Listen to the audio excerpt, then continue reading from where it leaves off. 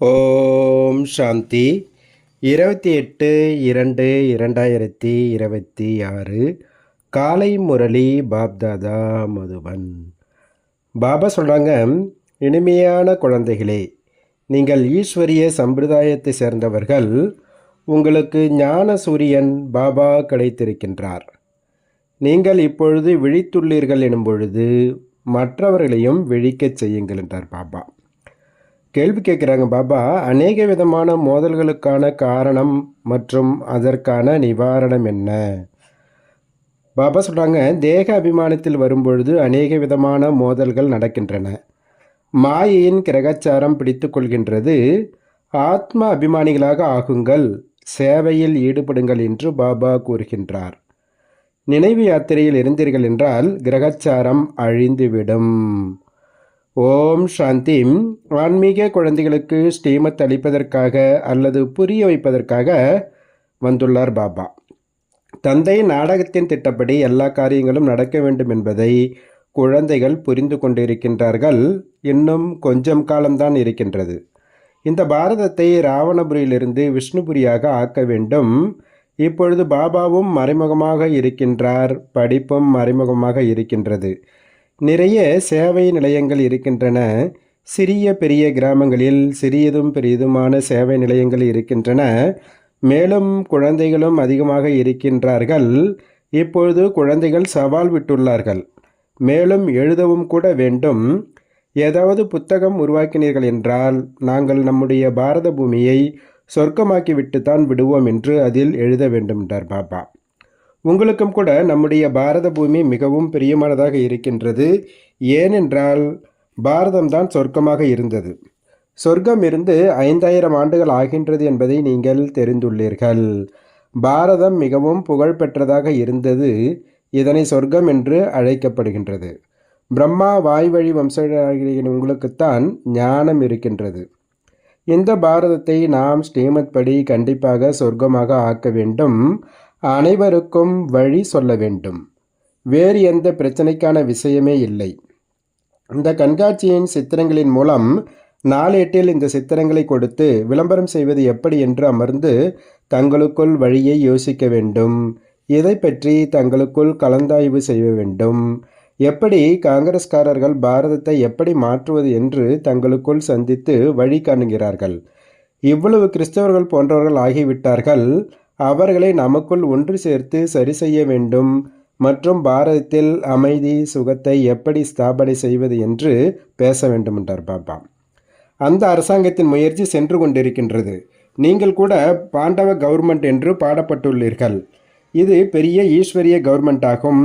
உண்மையில் இதை தூய்மையான ஈஸ்வரிய கவர்மெண்ட் என்றே சொல்லப்படுகின்றது.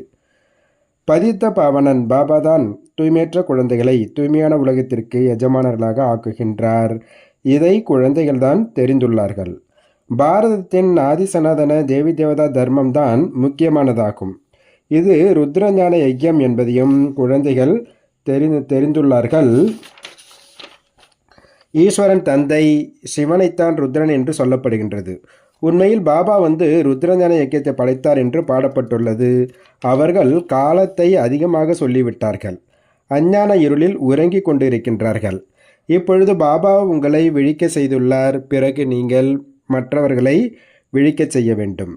நாடகத்தின் திட்டப்படி நீங்கள் விழிப்புடன் இருக்க வைத்து கொண்டே இருக்கின்றீர்கள். இந்த சமயம் வரை யார் எப்படி எந்த அளவிற்கு முயற்சி செய்துள்ளார்களோ அவ்வளவுதான் கல்பத்திற்கு முன்னால் கூட செய்திருந்தார்கள். யுத்த மைதானத்தில் வீழ்ச்சி எழுச்சி என்பது நடக்கத்தான் செய்கின்றது. சில நேரங்களில் மாயையின் வேகம் அதிகமாகி விடுகின்றது. சில நேரங்களில் ஈஸ்வரிய குழந்தைகளின் வேகம் அதிகமாகி விடுகிறது. சில நேரங்களில் சேவை மிக நன்றாக நடக்கின்றது. சில நேரங்களில் ஆங்காங்கே குழந்தைகளிடத்தில் மாயையின் தடை ஏற்பட்டு விடுகின்றது. மாயை ஒரேடியாக மயக்கமறச் செய்து விடுகிறது. யுத்த மைதானம் இல்லையா என்றார் பாபா. ராவணன் மாயை ராமனின் குழந்தைகளை மயக்கமறச் செய்து விடுகிறது. லக்ஷ்மணின் கதை கூட இருக்கிறது அல்லவா? மனிதர்கள் அனைவரும் கும்பகர்ண உறக்கத்தில் உறங்கிக் கொண்டிருக்கின்றார்கள் என்று நீங்கள் கூறுகின்றீர்கள். ஈஸ்வரிய சம்பிரதாயத்தைச் சேர்ந்த நீங்கள் தான் சொல்கின்றீர்கள். யாருக்கு ஞானசூரியன் கிடைத்திருக்கிறாரோ மற்றும் விழித்துள்ளார்களோ அவர்கள்தான் புரிந்து கொள்வார்கள். இதில் ஒருவர் மற்றவருக்கு சொல்வதற்கும் கூட எந்த விஷயமும் இல்லை. உண்மையில் ஈஸ்வரிய சமுதாயத்தை சேர்ந்து நாம் விழித்திருக்கின்றோம் என்பதை நீங்கள் தெரிந்துள்ளீர்கள். மீதமுள்ள மற்ற அனைவரும் உறங்கிக் கொண்டிருக்கின்றார்கள்.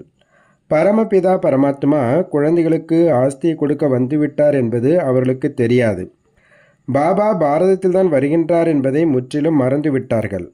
வந்து பாரதத்தை சொர்க்கத்தின் எஜமானனாக மாற்றுகின்றார். பாரதம் சொர்க்கத்தின் எஜமானனாக இருந்தது, இதில் எந்த சந்தேகமும் இல்லை. பரம்பிதா பரமாத்மாவின் பிறவியும் இங்குதான் நடக்கின்றது. சிவ ஜெயந்தி கொண்டாடுகின்றார்கள் அல்லவா? எனவே கண்டிப்பாக அவர் வந்து ஏதாவது செய்திருப்பார் அல்லவா? கண்டிப்பாக வந்து சொர்க்கத்தை ஸ்தாபனை செய்திருப்பார் என்று புத்தி சொல்கின்றது. பிரேரணையின் மூலம் ஸ்தாபனை நடக்குமா என்ன? குழந்தைகளாகிய உங்களுக்கு இங்கே ராஜயோகம் கற்றுக் கொடுக்கப்படுகின்றது. நினைவு யாத்திரை பற்றி புரிய வைக்கப்படுகின்றது. பிரேரணையின் மூலம் சப்தம் எதுவும் எழுவதில்லை. சங்கரரின் பிரேரணை கிடைக்கிறது. ஆகினால்தான் யாதவர்கள் ஏவுகணைகள் போன்றவற்றை உருவாக்குகிறார்கள் என்று புரிந்து கொள்கிறார்கள். ஆனால் இதில் பிரேரணையின் விஷயம் எதுவும் இல்லை. இந்த நாடகத்தில் அவருடைய நடிப்பு ஏவுகணைகள் போன்றவற்றை தயாரிப்பது என்பதை நீங்கள் புரிந்து கொண்டீர்கள். பிரேரணையின் விஷயம் கிடையாது. நாடகத்தின்படி விநாசம் நடக்கத்தான் வேண்டும். மகாபாரத சண்டையில் ஏவுகணை பயன்படுத்தப்பட்டது என்று பாடப்பட்டுள்ளது. எனவே எது கடந்ததோ அது மீண்டும் நடக்கும். நாங்கள் பாரதத்தில் சொர்க்கத்தை ஸ்தாபனை செய்வோம், அங்கே ஒரு தர்மம் இருக்கும் என்று நீங்கள் உத்தரவாதம் அளிக்கின்றீர்கள். அநேக தர்மங்கள் விநாசம் ஆகும் என்று நீங்கள் எழுதுவதில்லை. சொர்க்கம் ஸ்தாபனை ஆகின்றது என்றால் மற்ற தர்மங்கள் எதுவும் இருப்பதில்லை என்று சித்திரத்தில் எழுதப்பட்டுள்ளது. இப்பொழுது உங்களுக்கு புரிய வருகின்றது. அனைத்திலும் பெரிய நடிப்பு சிவனுக்கும் பிரம்மாவிற்கும் மற்றும் விஷ்ணுவிற்காகவும். பிரம்மாவிலிருந்து விஷ்ணு, விஷ்ணுவிலிருந்து பிரம்மா, இது மிகவும் ஆழமான விஷயங்களாகும். விஷ்ணுவிலிருந்து பிரம்மாவாக எப்படி ஆகின்றார், பிரம்மாவிலிருந்து பிறகு விஷ்ணுவாக எப்படி ஆகின்றார் என்பது புத்திசாலி குழந்தைகளின் புத்தியில் உடனே வந்து விடுகின்றது. தெய்வீக சம்பிரதாயத்தவர்களாக ஆகத்தான் செய்கிறார்கள். ஒருவருடைய விஷயம் இல்லை. இந்த விஷயங்களை குழந்தைகளாக நீங்கள் புரிந்து கொள்கின்றீர்கள். உலகத்தில் ஒரு மனிதர் கூட புரிந்து கொள்வதில்லை. லட்சுமி நாராயணன் மற்றும் விஷ்ணுவின் பூஜை கூட செய்கிறார்கள். ஆனால் அவர்களுக்கு விஷ்ணுவின் 2 ரூபம்தான் லட்சுமி நாராயணன். அவர்கள் புதிய உலகத்தில் ராஜ்யம் செய்கிறார்கள் என்பது தெரிவதில்லை. மற்றபடி 4 கைகளுடைய மனிதர் யாரும் இல்லை. சூட்சுமதனத்தில் குடும்ப மார்க்கத்தின் குறிக்கோளை காட்டுகிறார்கள். இது முழு உலகத்தின் வரலாறு புவியியல் எப்படி சுற்றுகின்றது என்பது யாருக்கும் தெரிந்திருக்கவில்லை. தந்தையே தெரிந்திருக்கவில்லை எனும் பொழுது தந்தையின் படைப்புகளை எப்படி தெரிந்து கொள்ள முடியும்? பாபாதான் படைப்பினுடைய முதல் இடை கடைசியின் ஞானத்தை கூறுகின்றார். ரிஷிவர்களும் முனிவர்களும் கூட எங்களுக்கு தெரியாது என்றுதான் சொன்னார்கள். தந்தையை தெரிந்து கொண்டார்கள் என்றால் படைப்பினுடைய முதலிடை கடைசியையும் தெரிந்து கொள்வார்கள். நான் கல்பத்தில் ஒரு முறை மட்டுமே வந்து குழந்தைகளாகிய உங்களுக்கும் முழு ஞானத்தையும் புரிய வைக்கின்றேன். பிறகு வருவதே இல்லை என்று பாபா கூறுகின்றார். என்னை சங்கம் யுகத்தில்தான் அழைக்கிறார்கள். தூய்மையானது என்று சத்யுகத்தையும் தூய்மையற்றதை கலியுகம் என்றும் சொல்லப்படுகின்றது. எனவே கண்டிப்பாக தூய்மையற்ற உலகத்தின் கடைசியில்தான் நான் வருவேன் அல்லவா? கலியுகத்தின் கடைசியில் வந்து தூய்மையற்ற நிலையிலிருந்து தூய்மையாக ஆக்குகின்றேன். சத்யுக ஆரம்பத்தில் தூய்மை இருக்கின்றது. இது சகஜமான விஷயம் அல்லவா? தூய்மையற்றவர்களை தூய்மையாக்கும் தந்தை எப்பொழுது வருவார் என்று மனிதர்கள் எதையும் புரிந்து கொள்ள முடியாது. இப்போது கலியுகத்தின் கடைசி என்றுதான் சொல்ல முடியும். ஒருவேளை கலியுகம் இன்னும் 40,000 ஆண்டுகள் இருக்கிறது என்று சொன்னால் இன்னும் எவ்வளவு தூய்மையற்றவர்களாக ஆவீர்கள்? எவ்வளவு துக்கம் ஏற்படும்? சுகம் இருக்கவே இருக்காது. எதுவுமே தெரியாத காரணத்தினால் முற்றிலும் காரிருளில் இருக்கின்றார்கள். நீங்கள் புரிந்து கொள்ள முடியும். எனவே குழந்தைகள் தங்களுக்குள் ஒன்றாக சந்திக்க வேண்டும். படங்களை வைத்து நன்றாக புரிய வைக்க வேண்டும். இந்த சித்திரங்கள் போன்றவையும் நாடகத்தின்படி உருவாக்கப்பட்டுள்ளது. எந்த காலம் கடந்ததோ அது அப்படியே நாடகம் நடந்து கொண்டிருக்கின்றது என்பதை குழந்தைகள் புரிந்து கொள்கிறார்கள். குழந்தைகளின் நிலை கூட சில நேரங்களில் கீழேயும் சில நேரங்களில் மேலானதாகவும் ஆகிக் கொண்டிருக்கின்றது. மிகவும் புரிந்து கொள்ள வேண்டிய விஷயங்களாகும். சில நேரங்களில் கிரகச்சாரம் பிடித்து கொள்கிறது என்றால் அதை அழிப்பதற்கு எவ்வளவு பிரயத்தனம் செய்கின்றார்கள்.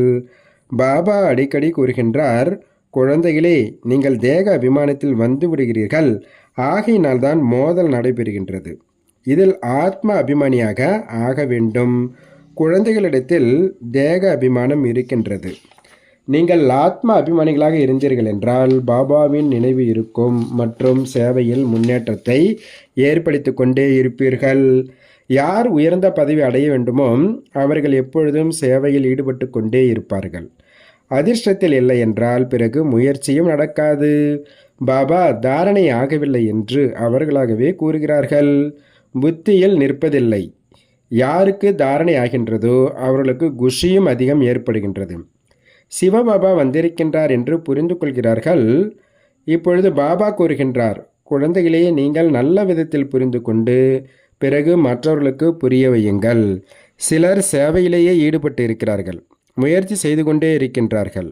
எந்த வினாடி கடந்து செல்கின்றதோ அது நாடகத்தில் பதிவாகி இருக்கின்றது. பிறகு அப்படியே திரும்பவும் நடக்கும் என்பதையும் குழந்தைகள் தெரிந்துள்ளீர்கள். வெளியில் சொற்பொழிவை கேட்பதற்கு நிறைய பலதரப்பட்ட புதியவர்கள் வருகிறார்கள் என்று புரிய வைக்கப்படுகின்றது. கீதை வேத சாஸ்திரங்களை பற்றி எவ்வளவு மனிதர்கள் சொற்பொழிவாற்றுகிறார்கள். அவர்களுக்கு ஈஸ்வரன் தன்னுடைய மற்றும் படைப்பினுடைய முதலிடை கடைசியின் ரகசியத்தை புரிய வைக்கின்றார் என்பது தெரியுமா என்ன என்பதையும் நீங்கள் புரிந்து கொள்கின்றீர்கள். படைப்பவர்தான் முழு ஞானத்தையும் கூறுகின்றார். திரிகால தரிசியாக ஆக்குவது என்பது பாபாவின் காரியமே ஆகும். சாஸ்திரங்களில் இந்த விஷயம் இல்லை. இவை புதிய விஷயங்களாகும். பாபா அடிக்கடி புரிய வைக்கின்றார். எங்கேயும் முதலில் கீதையின் பகவான் ஸ்ரீ கிருஷ்ணரா அல்லது நிராகார சிவனா என்பதை புரிய வையுங்கள் என்றார் பாபா. இந்த விஷயங்களை நீங்கள் ப்ரொஜெக்டரில் புரிய வைக்க முடியாது. கண்காட்சியில் படம் முன்னால் வைக்கப்பட்டிருக்கின்றது. அதை பற்றி புரிய வைத்து நீங்கள் கேட்கலாம். இப்பொழுது சொல்லுங்கள், கீதையின் பகவான் யார்? ஞானக்கடல் யார்? கிருஷ்ணரை ஞானக்கடல் என்று சொல்ல முடியாது. தூய்மை, சுகம், சாந்தியின் கடல், விடுவிப்பவர், வழிகாட்டி யார்? இதை முதல்ல எழுதி வாங்கணுன்றார் பாபா. படிவம் நிரப்ப வைக்க வேண்டும். பிறகு அனைவரிடத்திலும் உண்மையை எழுதி வாங்க வேண்டும் என்றார் பாபா. அன்றைக்கு பாபா முரளி நடத்தும்போது சிட்டுக்குருடைய ஒலி ஏற்பட்டது. பாருங்கள் எவ்வளவு சண்டையிடுகின்றன. இந்த சமயத்தில் முழு உலகத்திலும் சண்டைதான் நடக்கின்றது. மனிதர்கள் கூட தங்களிடக்குள் சண்டையிட்டுக் கொள்கிறார்கள். மனிதரிடத்தில்தான் புரிந்து கொள்ளும் புத்தி இருக்கின்றது. 5 விகாரங்களும் மனிதர்களிடத்தில் இருக்கிறது என்று பாடப்பட்டுள்ளது. விலங்குகளின் விஷயம் இல்லை. இது விகார உலகமாகும். இந்த உலகம் மனிதர்களுக்காகவே என்று சொல்லப்படுகின்றது. கலியுகத்தில் அசுர சம்பிரதாயம், சத்யுகத்தில் தெய்வீக சம்பிரதாயமாகும். இப்போது உங்களுக்கு இந்த வித்தியாசம் அனைத்தும் தெரியும். நீங்கள் நிரூபித்து சொல்லலாம். ஏணிப்படியில் கூட மிகவும் தெளிவாக காட்டப்பட்டுள்ளது. இதில் மிக தெளிவாக இருக்கின்றது. இறங்கும் கலை மற்றும் ஏறும் கலையை பற்றிய முக்கியமான படம் ஏணிப்படியாகும். இந்த ஏணிப்படி மிகவும் நன்றாக இருக்கின்றது. உண்மையில் இது தூய்மையற்ற உலகமாக இருக்கின்றது. தூய்மையான உலகமாக இருந்தது என்று மனிதர்கள் முற்றிலும் நல்ல விதத்தில் புரிந்து கொள்ளும்படி இதில் அப்படி என்ன எழுதுவது அல்லது வரைவது, இதை பற்றி சிந்தனை பண்ணுன்றார் பாபா. இங்கே அனைவரும் தூய்மையற்றவர்களாக இருக்கிறார்கள். ஒருவர் கூட தூய்மையானவர் இல்லை. இதை பற்றி இரவும் பகலும் சிந்தனை செய்ய வேண்டும். ஆத்ம பிரகாஷ் குழந்தை எழுதுகின்றார், பாபா இந்த சித்திரத்தை உருவாக்கியுள்ளேன். பாபா கூறுகின்றார், ஞானத்தை சிந்தனை செய்து எந்த சித்திரம் வேண்டுமானாலும் உருவாக்குங்கள். ஆனால் ஏணிப்படி மிகவும் நன்றாக உருவாக வேண்டும். இதில் அதிகம் புரிய வைக்க முடியும். 84 பிறவிகளை முடித்து பிறகு முதல் பிறவி எடுக்கின்றீர்கள். பிறகு இறங்கும் கலையிலிருந்து ஏறும் கலைக்கு செல்ல வேண்டும். இதில் ஒவ்வொருவருக்கும் சிந்தனை செல்ல வேண்டும். இல்லை என்றால் சேவையை எப்படி செய்ய முடியுன்றார் பாபா. சித்திரங்களை வைத்து புரிய வைப்பது மிகவும் சுலபமாகும். சத்தியுகத்திற்கு பிறகு ஏணிப்படியில் இறங்க வேண்டியிருக்கின்றது. நாம் நடிகர்கள் என்பதையும் குழந்தைகள் தெரிந்துள்ளார்கள். இங்கிருந்து மாறி நேராக சத்தியுகம் செல்வதில்லை. முதலில் சாந்தி தாமத்திற்கு செல்ல வேண்டும். இந்த நாடகத்தில் தங்களை நடிகர்கள் என்று உங்களில் வரிசைக்கிரமாகத்தான் புரிந்துள்ளீர்கள். உலகத்தில் யாருமே தங்களை நடிகர்கள் என்று சொல்ல முடியாது. நடிகர்களாக இருந்து கொண்டு கூட நாடகத்தின் படைப்பாளர், டைரக்டர் நாடகத்தின் முதல் இடை கடைசியை தெரிந்து கொள்ள இயலவில்லை என்றால் அவர்கள் முதல் தரமான முட்டாள்கள் ஆவர் என்று நாம் எழுதுகின்றோம். இது பகவானுடைய மகா வாக்கியமாகும். சிவ பகவானுடைய மகா வாக்கியம். பிரம்மாவின் உடல் மூலம் அவர் மகா வாக்கியம் கொடுக்கிறார். ஞானக்கடல் அந்த நிராகாரமானவராவார். அவருக்கு தன்னுடைய சரீரம் இல்லை. மிகவும் புரிந்து கொள்ள வேண்டிய யுக்திகள் என்றார் பாப்பா. குழந்தைகளாகி உங்களுக்கு மிகுந்த போதை இருக்க வேண்டும். நாம் யாரை நிந்தனை செய்கிறோமா என்ன? இது சரியான விஷயம் அல்லவா? யாரெல்லாம் பெரிய பெரியவர்கள் இருக்கின்றார்களோ அவர்கள் அனைவருடைய சித்திரங்களையும் போடலாம். ஏனிப்படியே யாருக்கு வேண்டுமானாலும் காட்டலாம் என்றார் பாப்பா. தாரணைக்கான முக்கிய சாரம் ஃபர்ஸ்ட் பாயிண்ட்டு, பாரதத்தில் சுகம் சாந்தியை ஸ்தாபனை செய்ய அல்லது பாரதத்தை சொர்க்கமாக்குவதற்கு தங்களுக்குள் ஸ்ரீமத் படி இப்படி பாரதத்திற்கு சேவை செய்ய வேண்டும் என்று கலந்தாய்வு செய்ய வேண்டும். ரெண்டாவது பாயிண்ட்டு, சேவையில் முன்னேற்றம் காண அல்லது சேவையின் மூலம் உயர்ந்த பதவி அடைவதற்கு ஆத்ம அபிமானியாக இருப்பதற்கு உழைக்க வேண்டும். ஞானத்தை சிந்தனை செய்ய வேண்டும். பாபா வரதானம் கொடுக்குறாரு, தூய்மையின் ஆதாரத்தில் சுகம் சாந்தியின் அனுபவம் செய்யக்கூடிய நம்பர் 1 அதிகாரி ஆகுக. எந்த குழந்தைகள் தூய்மையின் உறுதிமொழியை சதா நினைவில் வைக்கின்றார்களோ அவர்களுக்கு சுகம் சாந்தியின் அனுபவம் இயல்பாகவே இருக்கும். தூய்மையின் அதிகாரம் பெறுவதில் நம்பர் 1 இருப்பது, அதாவது சர்வ பிராப்திகளில் நம்பர் 1 ஆவதாகும். ஆகையால் தூய்மையின் அஸ்திவாரத்தை ஒரு பொழுதும் பலவீனமாகாமல் இருக்கும் பொழுதுதான் லாஸ்ட் ஸோ ஃபர்ஸ்ட் வந்தாலும் முதலாக செல்வதென்றது நடக்கும். இந்த தர்மத்தில் சதா நிலைத்திருக்க வேண்டும். எது நடந்தாலும் சரி, மனிதர்களாக இருந்தாலும் இயற்கையாக இருந்தாலும் சரி, பிரச்சனைகள் எவ்வளவுதான் நசித்தாலும் ஆனால் பூமியை பிளந்தாலும் தர்மத்தை விடாதீர்கள் அப்படின்றார் பாப்பா. ஸ்லோகன், வீணானவற்றை தெரியாதவராக இருந்து விட்டால் உண்மையிலும் உண்மையான புத்திசாலி ஆகிவிடலாம். நல்லது. ஓம் சாந்தி, ஓம் சாந்தி, ஓம் சாந்தி. நன்றி பாபா.